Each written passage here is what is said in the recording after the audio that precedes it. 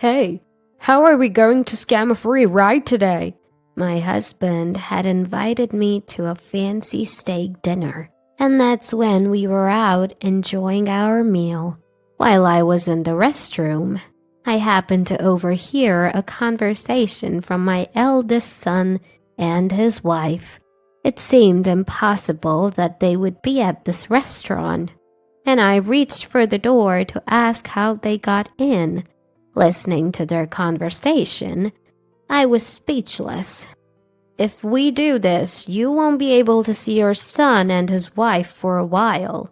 I promptly reported my son and daughter-in-law's conversation to my husband and the restaurant staff, and we decided to carry out a plan. The wife of the proprietor of the steakhouse gave us the final confirmation, and my husband and I nodded firmly. "No problem. If you can cooperate, we'd be very grateful." And so, our retaliation against our eldest son and his wife began. My name is Kenya Robertson. My husband Edward and I are an 80-year-old couple enjoying our leisurely lives and retirement. We both enjoy walking, our common hobby. Sometimes I spend the day alone while my husband enjoys painting with friends or chatting with the proprietor of my favorite cafe. Our time was relaxed and carefree. We have a son. His name is Osmond. He must be around 50 now. He's happily married to Nikita, and they live in harmony. His wife is a homemaker, and they didn't have children. "If we have kids, we'll lose our time together.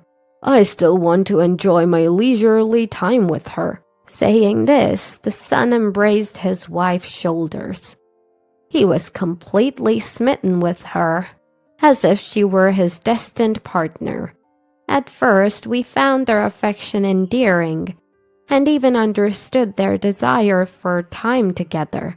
But then, my husband and I froze at the daughter-in-law's next words. "Why not use adoption if we want a child?"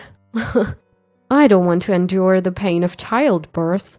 I was disillusioned by the daughter-in-law's laughing words. I couldn't understand the son's nerves. Laughing along, these two might not be sane. From that point on, we didn't have a close relationship with the son and his wife. I felt like if I got involved anymore, it might strain our relationship. But the slightly distant way we treated each other worked well, and there was never any friction due to differing values or communication challenges. There were no problems in daily life either, and I thought time would continue to flow peacefully. It was during one of these carefree moments that I almost forgot about the whole incident. The problem arose when I went shopping at the supermarket. I felt several eyes on me, and turning around, I noticed several neighbors looking at me and whispering, "Hello, everyone. Out shopping?" Curious about what was going on, I spoke up, but was met with an awkward greeting. In a word, I was being avoided. It was an attitude so blatant that I could feel it instinctively, and it made me question what was happening. Why? The answer was simple. I had just had tea with those very people yesterday. Who would have thought that something like this would happen so suddenly? I wondered if I had done something wrong and stood frozen in place for a while. Suddenly, a man's angry voice echoed through the store from the checkout. "What are you going to do to take responsibility? I'm asking you." The loud yelling man made my shoulders jump, and everyone's gaze turned towards him.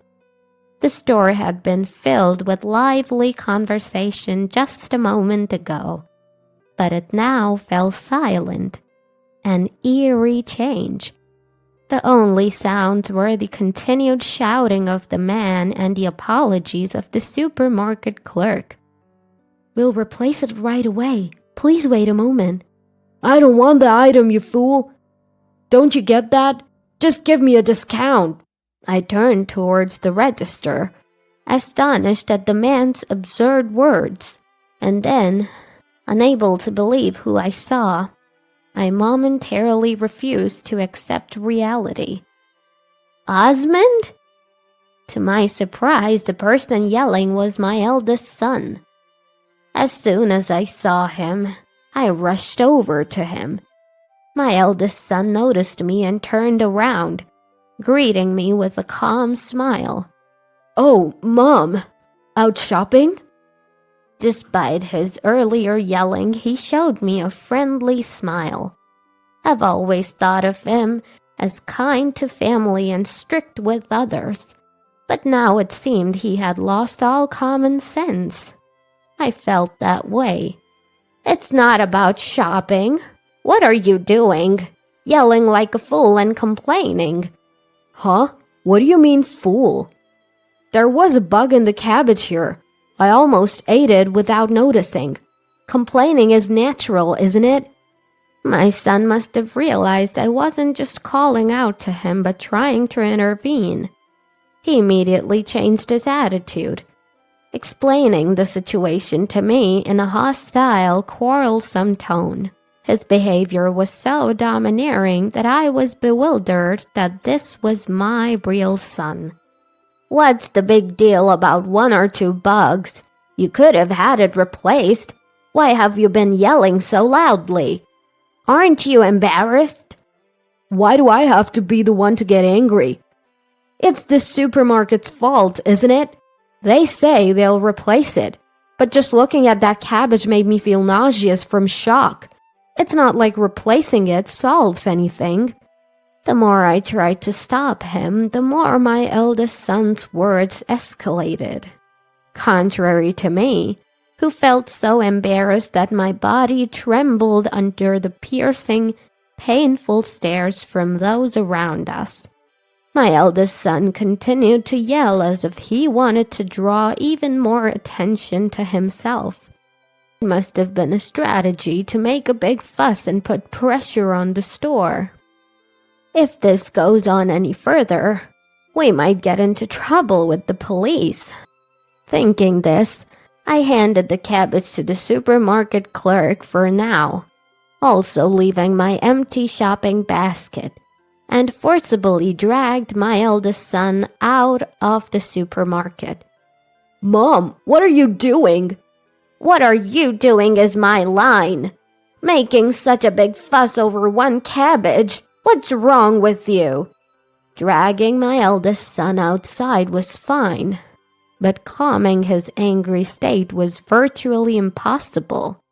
And I, too, was about to explode with anger at how shameful it was that my son had grown up this way. A full-grown adult arguing loudly in front of the supermarket. Naturally, I sensed that the surrounding stares were gathering. But my anger did not subside, and the argument with my eldest son continued. What's the big deal about a bug on the cabbage? It's proof that it's delicious, isn't it? Are you out of your mind? If so, Mom, you can eat cabbage with bugs on it every day. What's the point of continuing this trivial argument forever?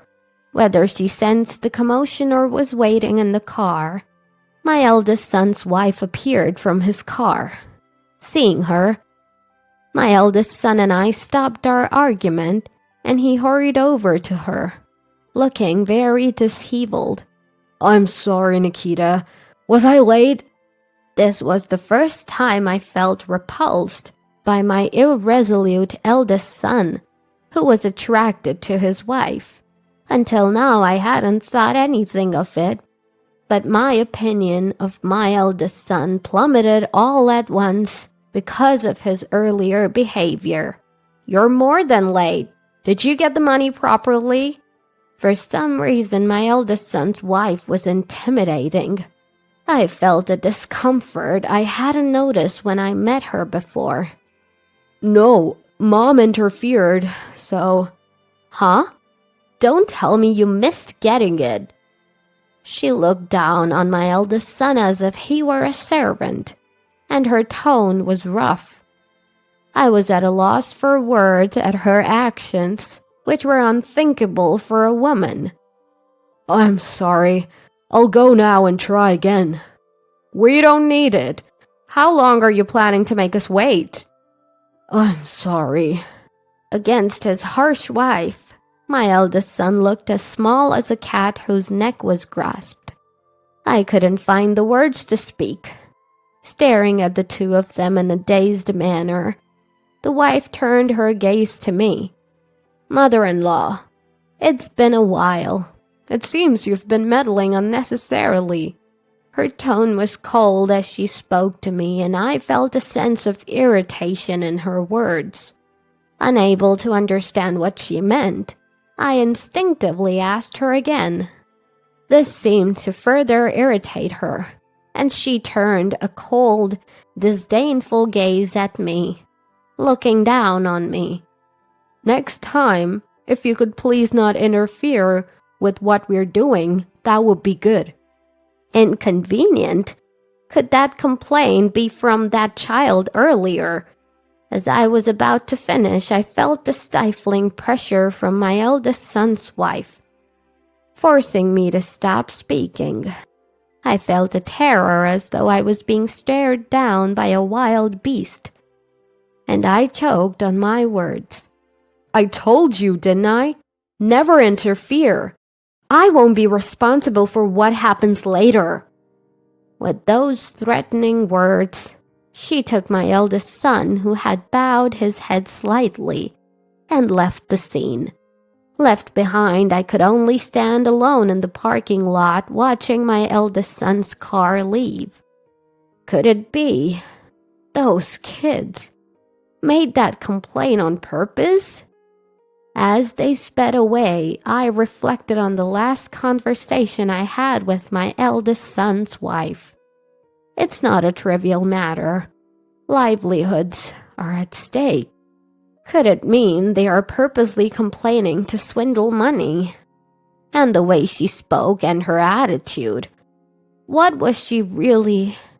My thoughts were interrupted when I found out the answer the next day. The next day after the quarrel with my eldest son and his wife, a good neighbor came to visit our house. She was quite frantic. What's wrong? So panicky? Robertson, it's terrible. Your daughter-in-law got into a fight with my husband. The neighbor was the wife of the proprietor of my favorite cafe.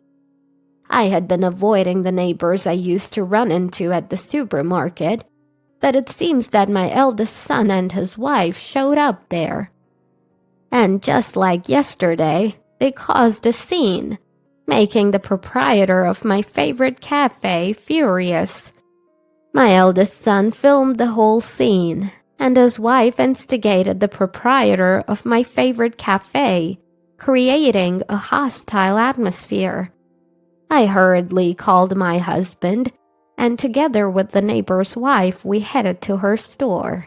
You brought Robertson here. Oh, the Robertson brothers. What's going on with your son and his wife? They're wrecking the place and causing trouble. As we had a relationship with the proprietor of my favorite cafe, we apologized first and foremost. I am truly sorry. We will take them back right away. Here you are again. Next to her, my eldest son clicked his tongue and his wife let out words of annoyance. I felt anger rising, but now the most important thing was to calm the situation. You're a part of the family with mother-in-law, aren't you? It's rude to mother-in-law. Even in this situation, the proprietor of my favorite cafe was thinking of us. I was touched by this, but it seemed to irritate my daughter-in-law. I married Osmond and I don't care about anything else. More importantly, how dare you serve such awful food to your customers? What? You're still talking back? You? My husband restrained the proprietor of my favorite cafe as he was about to lash out, and he deeply apologized on the spot. We're truly sorry. We will come back to apologize for this mistaken behavior. Other customers are here. Please calm down for now. My husband conveyed the words of apology with a sincere attitude. Seeing this, the blood in the proprietor of my favorite cafe's face subsided, and for now, he told us to take my eldest son and his wife back without paying. Then, my husband and I silently took them home and led them to the living room.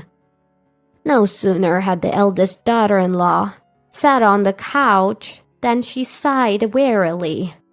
The eldest son, seeing her like this, seemed flustered and eager to please her. Do you even realize what you've done? It was her husband who spoke these words, his face expressionless but his tone tinged with anger.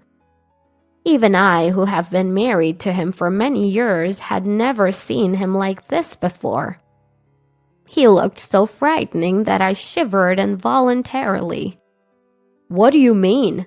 I just complained about the taste and I simply told them I didn't want to pay for such horrible food. But the daughter-in-law showed no signs of being intimidated. On the contrary, she glared back, insisting she was right. What you two are doing is a gross violation of common decency. The restaurant is run by our dear friends who have always been there for us. So what? It has nothing to do with us. The husband's anger towards his unresponsive daughter-in-law continued to grow.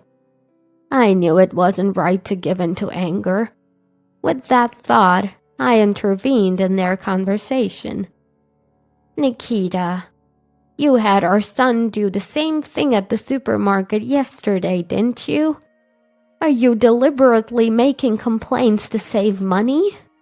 I voiced my suspicion. Whether it was yesterday or today, what they were doing was clearly out of line.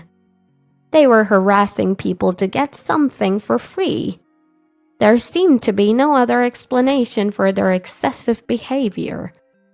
Upon hearing this, the daughter-in-law burst into laughter. So much so that tears streamed down her face. My husband and I were taken aback. Mother-in-law, you're smarter than I thought. Who wouldn't want to eat cheaper if they could? Even though her scheme had been uncovered, she kept laughing as if there was nothing wrong. She's insane. I couldn't help but think that. And my husband and I were left speechless. Eating food without trying to save money is just silly. If there's a way to make it cheaper, why doesn't everyone do it? I just don't understand. You are in your right mind, aren't you? Don't you realize this is a crime? Crime? Crime, you say? But people rarely call the police because they don't want to ruin their reputation. Most of the time, they give in to our demands to settle things peacefully. You're crazy. Your way of thinking is not sane. Even my normally silent husband was taken aback by her words. And yet, she continued speaking, almost as if mocking him.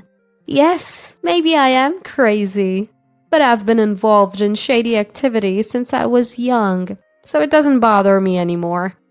At this point, I was revealed that she had been a female leader of an outlaw motorcycle gang. She began to tell her life story. I grew up in an institution without knowing my parents. Before I knew it, I was part of a criminal organization. This lifestyle was normal for me, so I never thought it was wrong. She spoke nonchalantly and the eldest son seemed to adore her as if worshipping her. I love strong-willed women like Nikita. I'll do anything Nikita wants. Osmond, you... The eldest son speaks in despair, captivated by daughter-in-law. He feels utterly regretful, unable to shake off the shame that his child has grown into such an adult. So if you persist any further, even if you're my mother-in-law and her allies, I won't hesitate. This is my final warning. Understand? With those words, my eldest son's wife stood up and he followed her out the door.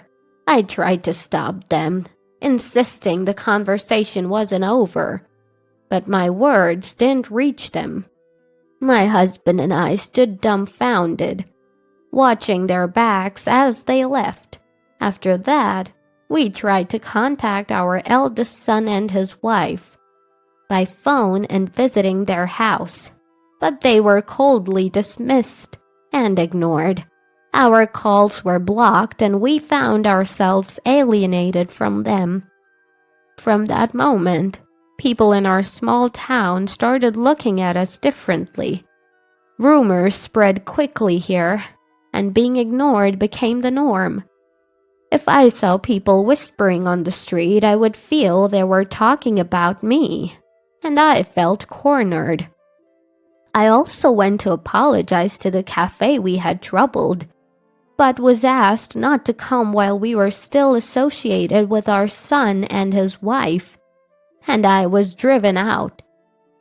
That night, I was overwhelmed by regret and cried myself to sleep.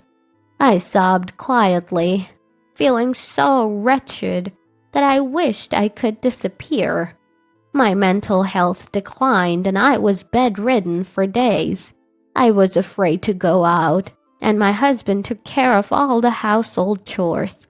Then one day, my husband suggested we go out to change our mood. The proprietor of the steakhouse run by my husband's friend says, "Please bring your wife with you." The proprietor of the steakhouse run by my husband's friend is an exclusive club. My husband, who had shared our situation, received an invitation from them. "You've been feeling down. It must be hard. Let's eat something delicious and cheer up." His gentle touch on my back was so loving. I was reminded once again how glad I was to have married him, and I accepted his dinner invitation. I had barely eaten over the past few days and my face was gaunt. I tried to cover it with makeup, but my husband saw through it and told me not to force a smile. With a sense of resignation, we headed to the restaurant. As soon as we arrived, the proprietor of the steakhouse and his wife welcomed us. "Welcome. We've been expecting you." "It's been a while. Thank you for taking care of us today." Madam, please relax. Our young staff makes an exquisite steak dinner. The gentle demeanor of the proprietor's wife and the robust presence of the proprietor of the steakhouse were reassuring. I smiled weakly and nodded at their words, noticing my frailty. The wife took my hand and guided me through the immaculately cleaned restaurant, filled with cleanliness. "Welcome. We've been waiting for you." The one who greeted us with those words was the head chef of the steakhouse. His energy seemed to lift my downtrodden spirit, and I felt almost overwhelmed by his zeal. "Today I'm going to put extra effort into making a delicious steak for you." The cuisine at the steakhouse is truly exquisite. Please make yourself at home and enjoy. The person who greeted us with a smile was the female waitstaff at the steakhouse. Her gentle smile healed my heart, and the smile naturally returned to my face. As I was being treated to a delicious steak, I almost forgot about my eldest son and his wife when, Hey, how are we going to scam money today? while on my way to the restroom, I heard a familiar voice from a private room. It's Dad's friend's restaurant, right? It might be risky here. What are you scared of? This place is no different from the other. Well, yeah, but... Since when did you become such a lame man? When I see a man without guts, it makes me sick. From the way they spoke and their voice tone, I immediately knew it was my eldest son and his wife in that room. How did they get into this restaurant? As I reached to open the door to the room to ask them, I felt the blood drain from my face as I overheard their conversation. And then, I nearly collapsed on the spot. Ma'am, are you feeling ill? The head chef of the steakhouse was there to describe the food. I didn't have the time to explain the situation, and I just told him that I wanted to get back to my room. But I was on the verge of collapsing, and walking properly was difficult. Upon telling him this, the head chef of the steakhouse reluctantly made a request. I'm sorry. It might not be appropriate since you're a lady, but... Saying it was an emergency, he picked me up and carried me to my room. When he hurriedly brought me to the room, my husband, the wife, and the proprietor of the steakhouse were all there. The wife rushed to my side, surprised and breathless, as the head chef of the steakhouse appeared with me. The head chef of the steakhouse sat me down in a chair and entered the room, ensuring that no one else would overhear. What happened? Are you okay? I'm fine. But It's a disaster. Osmond and the others. Osmond and the others? What's going on? My husband, seeing my pale face, calmly offered me a cup of tea. After sipping the tea and taking a deep breath to calm my heart, I explained the conversation I had overheard earlier. Come to think of it, a couple by the name of Robertson did come to the restaurant today. What? I recalled that we had brought Osmond and the others to this restaurant when they got married. At that time, the proprietor of the steakhouse had made a membership card for them since they were our children. So that's how they were able to dine here. I'm sorry. It's all my fault. Why are you apologizing, proprietor of the steakhouse? We are the ones who should be sorry. More importantly, what should we do? It won't be good if they cause a scene in the restaurant. As everyone was racking their brains over the situation, the head chef of the steakhouse made a suggestion. How about this? We couldn't help but feel hesitant upon hearing his suggestion. But that would mean we'd be putting the head chef of the steakhouse in a difficult position. Don't worry about it. If I can help you ladies, this is a simple thing to do. The head chef of the steakhouse laughed manly with a gah-ha-ha, and both my husband and I couldn't help but smile back, lowering our brows. But if you do this, you won't be able to see your son and daughter-in-law for a while. With a stern look in her eyes, the wife made sure we were committed to our decision. My husband and I looked at each other and nodded slightly. We don't mind. If you can help, we would like to ask for your assistance. Are you sure about this? Yes. We can't stop our children on our own. Please, we need your help. When the proprietor of the steakhouse confirmed again, my husband and I both thanked him politely, and so our counterattack against our eldest son and his wife began. Hey, call the manager! As expected, the eldest son's wife started screaming in the restaurant, and customers from private rooms began to peek out, wondering what was happening.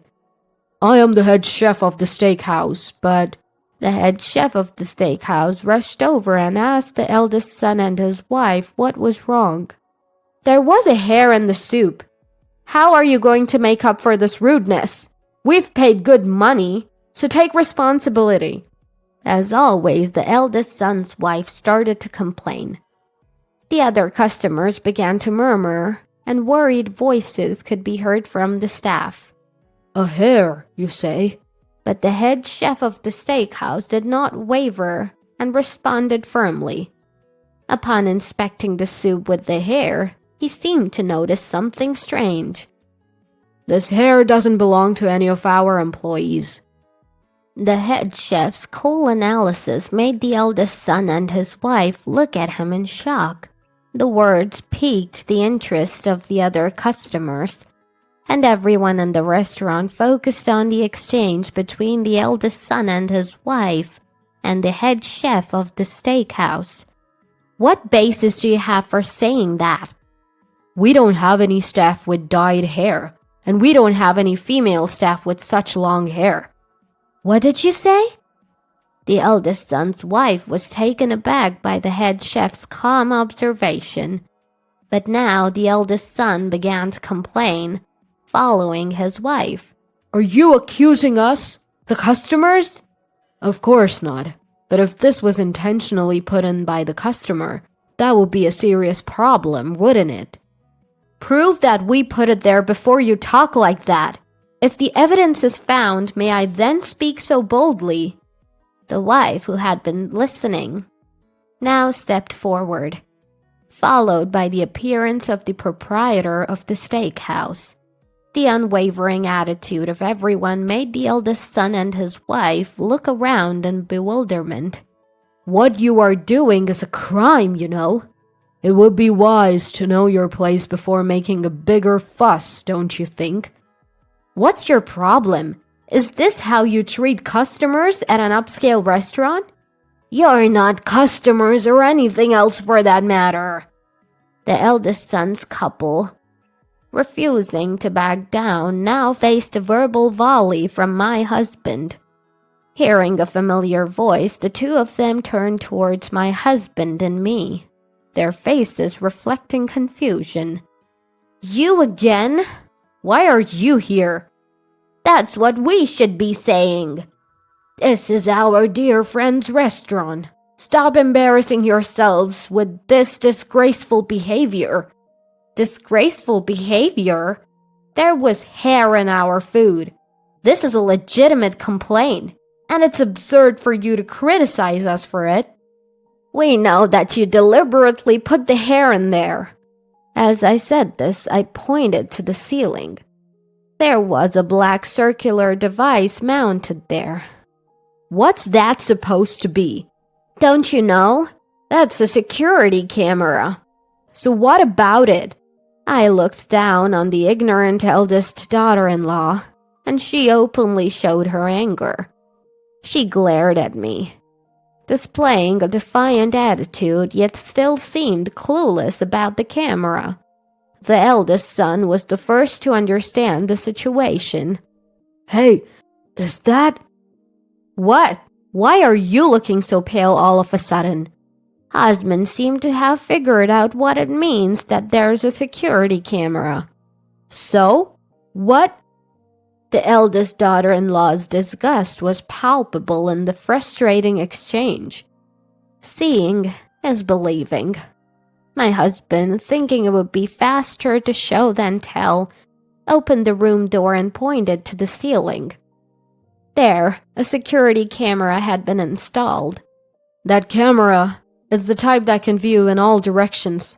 360 degrees, right? Even the eldest daughter-in-law seemed to get it now, her mouth gaping like a goldfish. Her face gradually turned pale. You can get that hair DNA tested or whatever you like. We're prepared to fight this to the very end. The proprietor of the steakhouse started threatening the two with a broad smile on his face. Then, the sound of sirens came from outside the restaurant. What? Ah, looks like your ride's here. Our ride? What are you talking about? The eldest daughter-in-law, her face pale, responded to my words. I spoke coldly, with a full-faced smile. It's time for us to part ways for now. What do you mean? A police officer appeared in front of the bewildered couple. He began to surround them, asking for details. Are you the ones who interfered with this business and are trying to push extortion? Business interference? What? These people were trying to make false claims at this restaurant, hoping to get a free meal. I interrupted the eldest son's attempt at an excuse, explaining the situation to the police officer. When the eldest son and his wife heard this, they resisted. However, the police officer warned them. If you say anything more, you'll only make your crime worse. They instantly calmed down. At any rate, we'll hear the details at the station. Shall we go together? We didn't do anything wrong. Give it up. I've already explained the situation to the police officers. Everything you tried to do to frame the shop with your false testimony. You'll also tell them about all the dirty tricks you've pulled up until now. They'll hear everything. That's right. We'll listen to your story for as long as it takes. Shall we go? The smiling face of the police officer seemed terrifying even as he smiled. Even the hot-tempered daughter-in-law had no choice but to calm down. We'll take them now. Thank you very much. My husband and I thanked the police officer, who gave a slight bow, and when we saw the eldest son and his wife being taken away, a big round of applause erupted inside the restaurant. That was awesome! Nice performance, head chef of the steakhouse. I thought we were going to get caught and I panicked. My husband and I could only express our gratitude for the warmth of the regular customers, laughing as they spoke. Head chef of the steakhouse. The wife. The proprietor of the steakhouse. Thank you very much. No, if it means that the Robertson couple can rest easy, we're more than happy. But it really did turn out just like the head chef of the steakhouse said. I can usually guess what that type of person will do. I and my husband could only look up in admiration at the head chef of the steakhouse, laughing as he spoke. At that time, the head chef had proposed a plan to provoke the eldest son and his wife. Our employee has brown hair, and while the camera is a surveillance camera, it doesn't see everything. I was worried about what would happen if they knew. We were leaving it to chance, but I'm glad we were able to handle it. All thanks to the wife, the proprietor of the steakhouse, and everyone's cooperation. Thank you very much. We were all greeted with warm voices inside the restaurant. The staff explained the situation to the customers, and they all sided with us. If something had happened and the eldest son and his wife had started rampaging, everyone would have acted like actors to help us. Come on, let's resume our enjoyable meal. Today, we'll provide a service from the shop. Everyone rejoiced at the thoughtful consideration of the proprietor of the steakhouse, and we all had a great time. After that, the eldest son and his wife were sued by the restaurant and faced a large amount of compensation. It also went to court, and they were likely to receive a prison sentence. Furthermore, it was revealed that they had been fighting with the proprietor of my favorite cafe and had posted a video on social media. They were also sued from that side, and their bad reputation spread so that no one in the town didn't know about the eldest son and his wife. Naturally, it became difficult for them to live in the town, and they had to leave as if fleeing. My husband and I thought about what we could do to repay the proprietor of the steakhouse, and as a result of exploring various options, we decided to promote the two eateries using social media. We got help from a web-savvy acquaintance and both places thrived thanks to our efforts. We managed to rebuild a good relationship with our neighbors, and now we can once again go for tea as a couple. After cutting ties with our eldest son and his wife, my husband and I are now over 80 years old, living healthily. We're so happy every day that we don't even have any interest in what has become of our eldest son and his wife. This incident made us painfully aware, once again, that seeking easy gains will be punished. My name is Emma, and I'm 38 years old. After graduating from college and working for another company, I took over the family sandwich shop, a legacy from my granddad's time. My dad, Robert, who was a second-generation owner, passed away last year after a long battle with illness. Nowadays, I keep the place going with help from our longtime employees. It's a daily grind. However, at the beginning of this year, my younger brother Noah and his wife suddenly said they want to move back into our parents' house. The reason? Noah's company hasn't been doing well. They've lost their housing allowance, and continuing to pay their rent for their apartment has become a struggle. On top of that, Olivia is currently 8 months pregnant, so they want to find a new home quickly to ease their worries. From my perspective, there's enough room for them to move in. However, to be honest, I'm not particularly fond of Olivia. Why? Well, when Dad fell ill, and I was swamped managing the shop and caregiving, I once asked for a little help. Huh? But I've got my own job. I can't help with the shop or hospital visits. That's your job, Emma. You're the heir apparent, after all. Look, I get that you're busy, but I'm swamped too. I'm not asking for every day. Just help out at the shop on your days off. That way I can run to the hospital, pick up Dad's laundry, bring him some donuts, things like that. No way. No way. Even on my days off, I've got golf, socializing with colleagues. There's a lot going on. You probably don't get it, Emma, since you couldn't even stick with a regular job. Well, that may be true, but... Plus, I can't ask Olivia to do that kind of stuff. Why not? Olivia only works part-time 3 days a week, right? Couldn't she help out 1 day a week for Dad's sake? Nah, can't do. When we got married, Olivia's father-in-law and mother-in-law told me sternly, don't ever let Olivia work in a small store like that in the shopping district. I see. True, Olivia's in-laws have always looked down on us, saying things like, how could we let our sweet Olivia marry Noah, who's just a shop owner in a shopping district, ever since their marriage was decided. But the fact is, Olivia married into this family, so she should be considered a daughter to Dad as well. Is it really too much to ask for family help when Dad's health took a turn for the worse? Because of these exchanges, our longtime employees, part-timers, neighbors in the shopping district, and even childhood friends have been cold not to just Noah, but also to Olivia whenever she shows up at the shop. Hey, I parked near the shopping district's entrance, and the chairperson said to me, back for another free meal at Emma's, are you? What's with the snark? Seriously, how rude.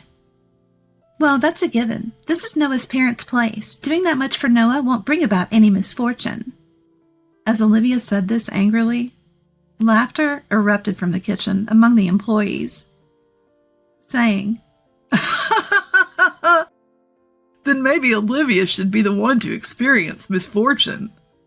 Furious, Olivia and Noah stormed out, taking as many sandwiches and deli items as they could carry. It was hard to feel convinced when Noah later said he wanted to move in together. But unable to say no to a pregnant Olivia, we started living together, even though it didn't feel quite right. 3 months later, perhaps it was no surprise, but living with Noah and Olivia was an absolute disaster. Olivia, now at home all the time after quitting her job, used her first-time pregnancy struggles as an excuse to shove all the household chores onto me. Even though our home is above the store, With the second and third floors as living space, it didn't matter. During business hours, Olivia would demand, "Hey Emma, I'm kind of thirsty. Could you run to the convenience store and get me some organic barley tea?" It's almost lunchtime and we're pretty busy. "Come on, it's not a big deal. It's not like you're doing anything important." Can't you wait a bit? Or take something from the fridge? "I need it now. Noah drank from the bottle this morning, so now I can't drink it. I'm worried about germs for the baby." Well, why don't you come down to the store? We have various types of cold barley tea for sale. "No way. Walking all the way down from the third floor is too much for me, a pregnant woman. You wouldn't understand, Emma. You've never been pregnant or even married." Look, I may not have given birth, but you knew what you were getting into when you moved back in, right? Plus, we've got a home elevator installed when Mom got sick, so if stairs are a problem, you can use it. "It's not just about that. I'm talking about your lack of consideration, Emma. Seriously, I'm worried about the future if you act like this now." In the end, frustrated by Olivia's complaints, I asked my part-time employee to cover for me, went to the convenience store to buy drinks, and delivered them to Noah and Olivia's space on the third floor. Olivia kept finding reasons to summon me for various tasks, but as her due date approached, she went back to her parents' home. After returning home for the birth, Olivia gave birth safely. They said the boy weighed 110.07 ounces. However, I was told by Noah and Olivia to refrain from visiting because they didn't want people to find out that I'm the person who runs the sandwich shop. For the celebratory money, I was instructed to wire it to Noah's bank account. I was somewhat taken aback by their consistent behavior, but since I didn't want to get overly involved, I looked up the typical amount for a gift on the internet and transferred it to the designated bank account. 6 months had passed since Olivia returned from her parents' home. The first thing she said when she showed up in my living space on the second floor was to plop down on the sofa and blurt out, "So, when are you planning on leaving?" "What? Leave? This house? Me?" "Yes. Haven't you heard anything from Noah?" As she said this, Olivia glanced toward Noah, who hastily began to make excuses. "Well, it's just Emma is almost 40 and lonely, right? It's hard to tell her to move out on her own." "Ugh! Listen, being kind is one of Noah's good qualities, but you're a dad now. Act like it. Let me say this, Emma, are you aware that you're a woman still living in her childhood room?" "Living in a childhood room? A woman?" "Yeah, you've heard of it on the internet and TV, right? You're like one of those women who never left their childhood bedrooms and lives like some kind of monster. Dad's been gone for almost 3 years. Isn't it time you moved out of this house?" "But if I move out, then this house..." "Oh, are you worried about the sandwich shop downstairs? If so, no worries. We're shutting it down." "Shutting it down? Olivia, it's easy for you to say, but what about the employees and part-timers?" "Don't worry about that. I'll properly pay severance according to employment rules. Once Emma leaves, we're going to build a branch office for Olivia's dad's company here." "What? Olivia? Does even your parents-in-law know about this?" "It's more like establishing a branch for Dad's company here was a condition for them to approve of our marriage." After that, they went on saying things like, "Move out within a month.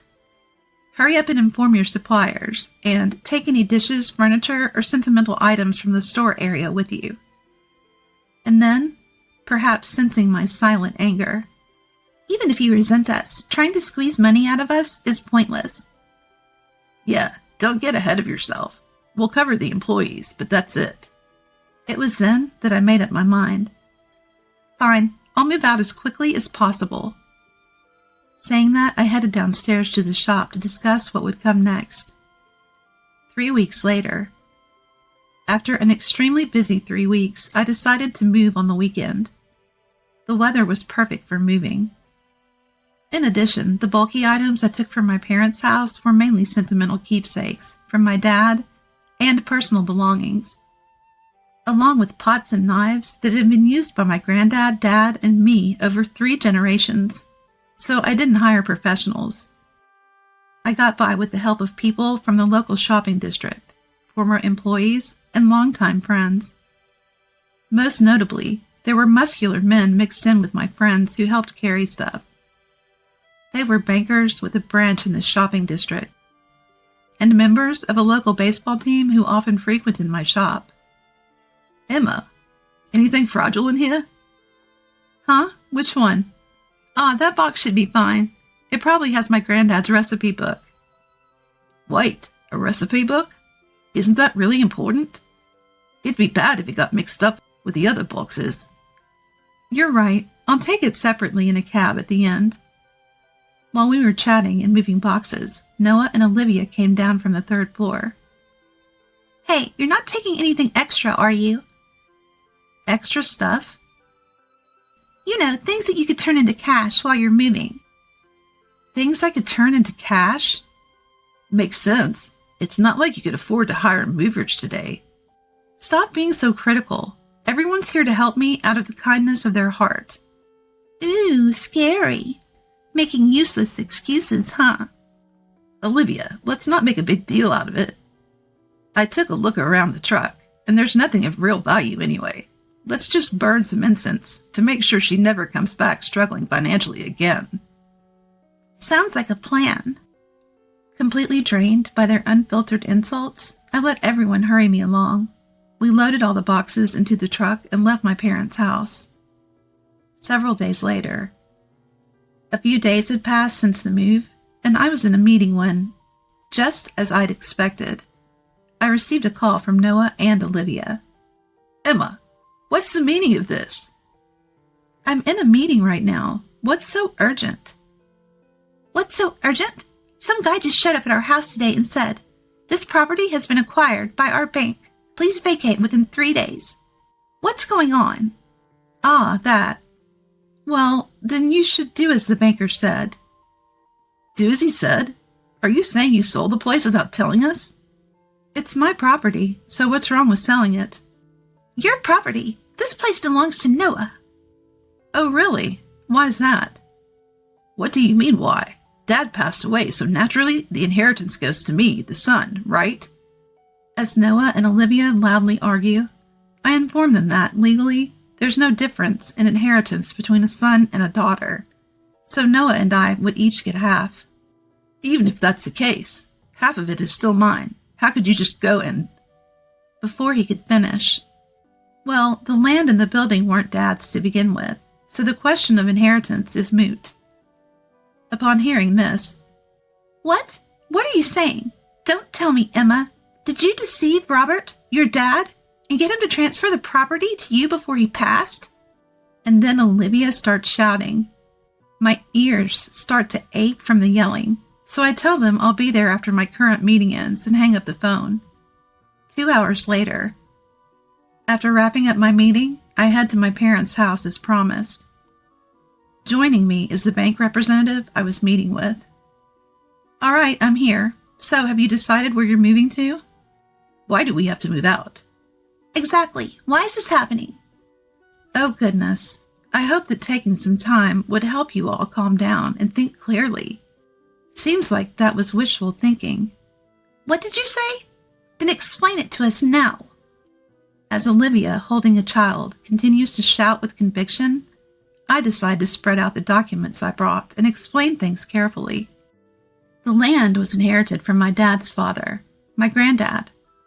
The building we're currently living in, which also serves as a shop, was rebuilt during my dad's time. Obviously, he couldn't pay for it all at once, so he took out a bank loan in his name to cover the costs. The loan wasn't easy to manage, but given that my mom had fallen ill and become less mobile at that time, Dad insisted on a home with an elevator. So you followed me up to here, right? Yes, we get it. But how does this connect to selling the place? Well, Dad was making the loan payments faithfully, but about 10 years ago, a situation arose where he couldn't make the payments. What do you mean he couldn't make the payments? Global stock market crash.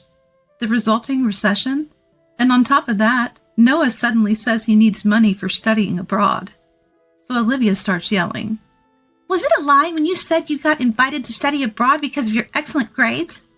But I decided to ignore that and keep talking. Of course, Noah's academic excellence was all a lie. Flashy and showy, Noah started college, but kept failing classes until he dropped out. Not wanting to tarnish his reputation, he first enrolled in a language school overseas, then managed to slide his way into a local college there. Dad wanted to leave him to me, but Mom was soft on Noah, so she took the deed to the land and sold it. She sold it? Yes, luckily the head of the Merchants Association bought it, so we could continue living here just by paying market rate rent. What about the building then? After Mom sold the land, the money Noah needed was taken care of. However, in addition to the loan payments, Dad now had to pay rent for the land. Struggling financially, he considered selling the building and closing the shop. Seeing my dad like this, I couldn't stand it. I reached out to a gathering of young entrepreneurs in the area. They introduced me to a real estate-backed loan company, and I arranged a family sale contract with Dad. Family sale contract? What's that? That's when the bank representative who came with us chimed in on the conversation between me, Noah, and Olivia. So, if you can't pay the mortgage, typically you'd lose your home, right? To avoid that, Emma has secured a loan from a real estate secured loan company for the remaining mortgage amount. She's buying this house from Robert with that money. Emma is buying this house from Dad? Exactly. The money Emma paid will be used by Robert to settle the debt with the bank he had the mortgage with. Then the house will be under Emma's name. This allows you all to keep living here and continue the business. But keep in mind, Emma will be the one paying off this loan from now on. Right. So how I deal with this place is up to me. Got it? When I said I wanted to buy the house, Dad was initially against it, saying I was too young for such responsibility. But I convinced him, pointing out that being young meant I could take a longer mortgage term, reducing the monthly payments. I could use my savings from my time as an employee entirely for the down payment, and I'd move back into my parents' house to help out, so I'd have no more rent to worry about. In the end, the chairman of the Merchants Association, who became the landowner, also convinced Dad, which allowed us to continue the business. But now, with Dad gone, and Noah and Olivia making life difficult, I questioned my reasons for staying. I sought advice from both the bank that gave me the loan and the chairman who owns the land. It turns out that the chairman's grandchild wanted to open a clinic, so things fell into place quite smoothly. By the way, you do remember that I deposited Noah's $15,000 inheritance share directly into his bank account, right? Well, whether you remember or not, the matter is settled. This conversation is over. With that, I left the house, ignoring Noah and Olivia's commotion. What happened next? Noah and Olivia had been planning to eventually sell our parents' house to Olivia's dad and use that money to buy a high-rise condo for themselves. However, their plan failed spectacularly. Even Olivia's dad, who had been keen on acquiring our land, seemed to have ignored them. There was a reason Olivia's dad was so eager to get his hands on our land. Actually, not far from our neighborhood, past the local shopping district and close to the city's train station, construction has begun on 2 large high-rise apartment buildings.